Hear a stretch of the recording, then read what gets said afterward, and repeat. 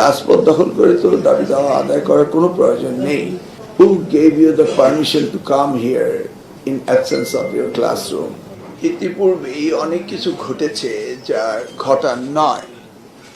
Mob করে পরীক্ষা বন্ধ করে দেওয়া, অটোপাস নেওয়া, এগুলি কখনো কাঙ্ক্ষিত ছিল না। হয়েছে, কেন হয়েছে সেটা নিয়ে আর আমরা পুরনো গল্পে যাব না।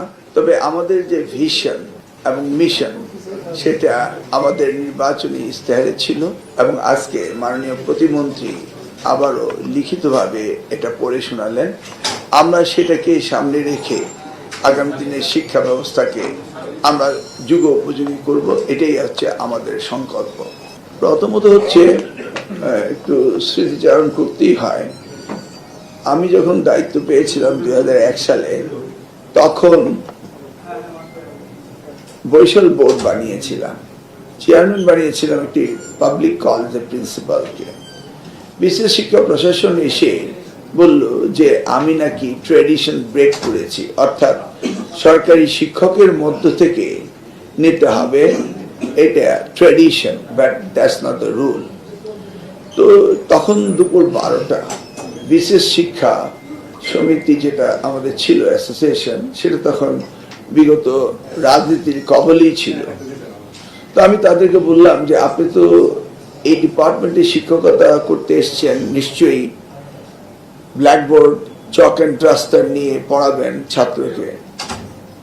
বোর্ডগুলিতে কি কোনো ক্লাসরুম আছে, চক অ্যান্ড ডাস্টার, ব্ল্যাকবোর্ড আছে? বললেন না। তাহলে সেটা কি? সেটা অ্যাডমিনিস্ট্রেশন। তা আমার দায়িত্ব অ্যাডমিনিস্ট্রেশন চালানো, তো আমি অ্যাডমিনিস্ট্রেশন চালাবো। আপনি যান, শিক্ষকতা করবেন, কোথায় ব্ল্যাকবোর্ড, চক, ডাস্টার এবং আপনার ছাত্র শিক্ষার্থী রয়েছে সেখানে যান। তার সাথে সাথে ঘড়ির দিকে তাকিয়ে বললাম, এখন দুপুর 12টা বাজে। Who gave you the permission to come here in absence of your classroom? You are not authorized to come here this time. তো আমি এই কথাটা স্মৃতিচারণ এই কারণে করলাম যে আপনি শিক্ষকতা করবেন, ক্লাসরুম ছেড়ে আন্দোলন করবেন, এটা তো হতে পারে না। আপনাদের দাবি দেওয়া যেভাবে আসা সেভাবে আসবে, আমরা সেগুলিকে অ্যাড্রেস করব। এমন তো না আমরা অ্যাড্রেস করছি না, আমরা করব। কিন্তু রাজপথ দখল করে তো দাবি দেওয়া আদায় করার কোনো প্রয়োজন নেই, কারণ আমরা দাবি দেওয়া আদায় করতে করতে এইটুকু পর্যন্ত এসছি।